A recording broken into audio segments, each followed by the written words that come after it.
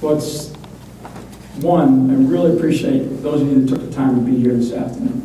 Because if you look around, there's not that many people here, yet we have, whatever, 103,000 signed up for this conference. Huge, huge conference, National Association of Broadcasters. Incredibly high-tech capability, and that's one of the things I'm going to talk about with some of the people that you get out of the military, but because a lot of people don't know, or their experience with the military was back, 20 years ago, or sort of way back, sort of in the good old days. So a couple of people, Jeff Fishman, I don't know if Jeff showed up, but from United Cinema Group. Yeah, so thanks for being here, and thanks for grabbing me after this afternoon from United Cinema Group. Because this is part of what I'm talking about, is a commitment by the private industry of this country to basically decide and make it a priority in a company to hire veterans. Adobe and Craig Bowman, I don't know if Craig's in here somewhere, Craig in the back, yeah. Craig and I known each other for a while. They have made a commitment in their company to hire veterans. They have decided to get someone to wake up every morning in their organization, and they're the ones worrying about whether or not we're reaching out to veterans groups, or how are we doing this? Are we bringing those kinds of skills and those kinds of capabilities in? So when I went into my last job, I was the director of the Defense Intelligence Agency, and it's a lot of people in a lot of places around the planet. And so, one of the things, it's always about people. Organizations in the military, I'm an Army officer. It's always about the people. So one of the first places I, sort of went into was my Human Resources Department, and they're handling. We handle about 10,000 applications a year. We have 110 interns, just as an example, every summer. So it gives you some idea about just the scale of just hiring, right? We would take about 10,000 applications. We would hire roughly about 700 to 800 people a year, and we would attrit probably that many every year. So our HR department was pretty busy.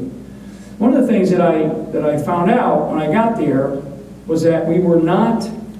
I said, well, just I was talking in a hallway one time, as early on. I said, how many wounded warriors do we have? How many wounded veterans did we hire? And I was talking to all the right people who should have known, and they didn't have an answer. They said, well, we'll get you an answer back. And the answer back was none. This was in 2012. So summer of 2012. And so it wasn't that people didn't want to do it, they just didn't think about doing it. Now, do we have a lot of veterans? Yeah. I mean, it's a defense agency. So even in government, what I discovered was even in government, we had to create a team. And in our case, we created a team of 2 people, one of whom was wounded, actually wounded in Vietnam, an older NCO, retired, and then another veteran who had just recently retired and joined our HR team. And so we basically stood up that office, and over the course of the next year, and our hiring priorities were wounded warriors were number 1, veterans were number 2, and then so on down, sort of the way the government organizes and allows you to hire people. And over the course of that next year, we hired 25.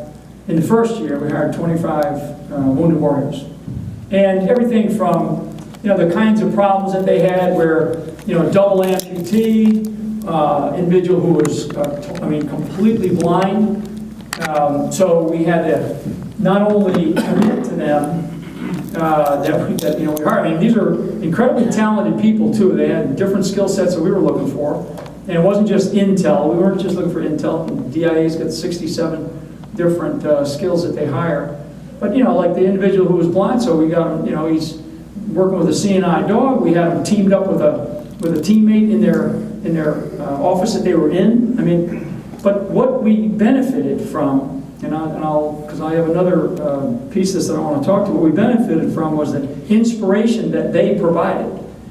In all cases where those individuals worked, the productivity in those offices went right through the roof, because people were inspired by their stories, they were inspired by them, and you know, you get up some days and you feel a little creaky, especially as you get older.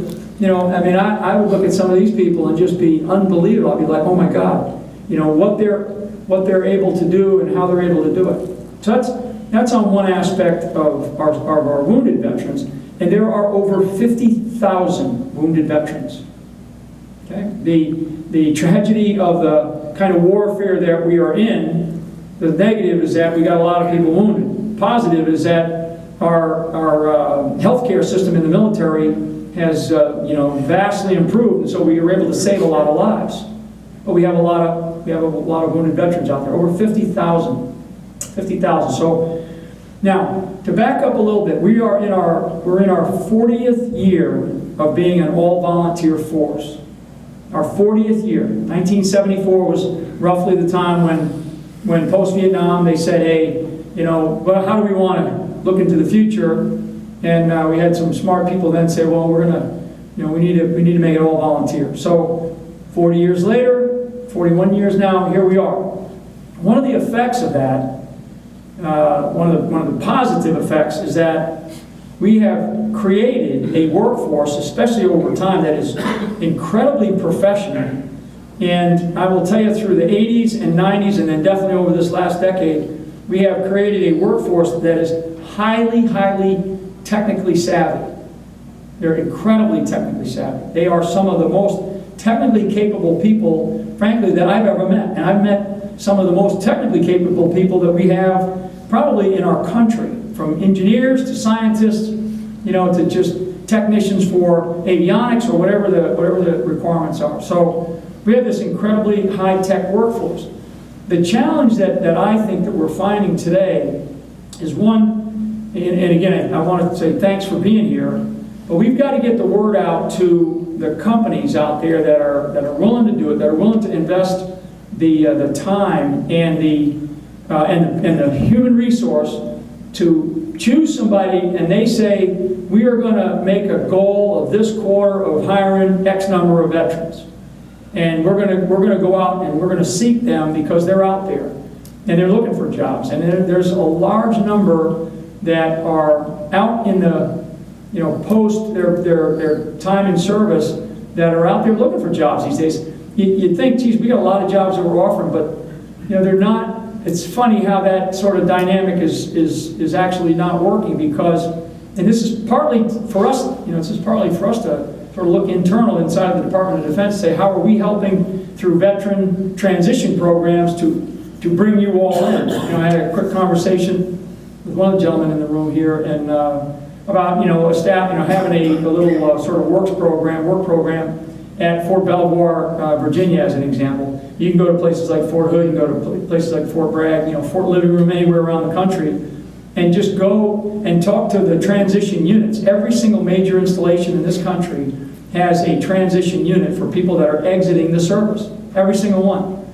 So there's not, and there's a little bit of a, you know, beating on ourselves to say we need to do a better job of translating the skills and translating how we get these men and women out into the workforce. But on the other hand, we also have a need from you to be able to reach in and also say we're looking to do this. There's a benefit to that. You know, you're going to get skilled, passionate, committed, dedicated people who are also willing to move. You know, who are also willing to go to wherever you're at, wherever you need to be. And as I've seen companies that have grown over the last few years, particularly, you know, a fair number in the tech industry, you begin to open up offices in different places. And you want, it's, you know, it's not all about, well, geez, these people coming out of the military, they have great leadership skills.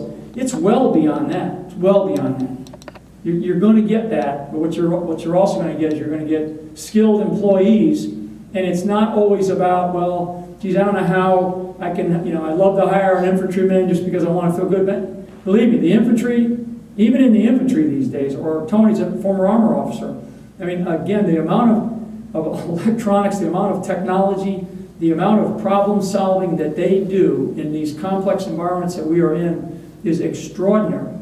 And so you can't help but get value out of these veterans that you hire. So, you know, my big message is go back and look inside your own organizations, small or big, and say, how are we going about this? Who wakes up every morning worrying about whether or not, you know, we're hiring vets?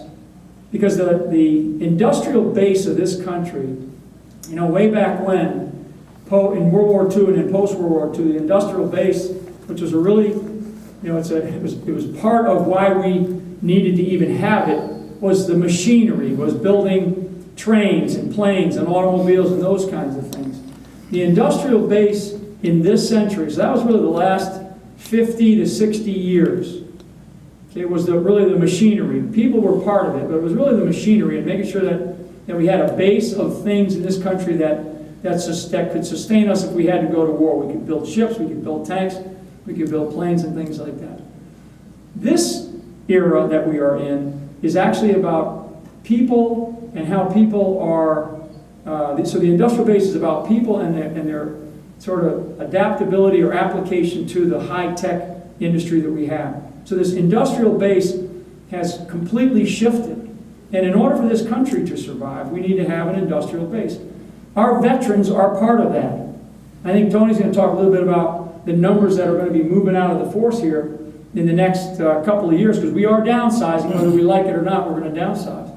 So the industrial base that protects this country over time has an awful lot to do today, more with the people and how they are interacting with this new advancements in technology. And the technology, as we've seen, and you see in this great conference that's going on, you see these small, very precise capabilities these days. And so what we need to have is we need to have people that are trained and ready in those kinds of circumstances and those kinds of complex environments. And frankly, you're not going to find them anywhere else but coming out of the military. So I can tell you, as a guy who's done a lot of hiring out of academia, you know, for analysts or other types of skills, you can get some smart kids out of the Ivy League school system or the state, you know, land grant school systems around this country.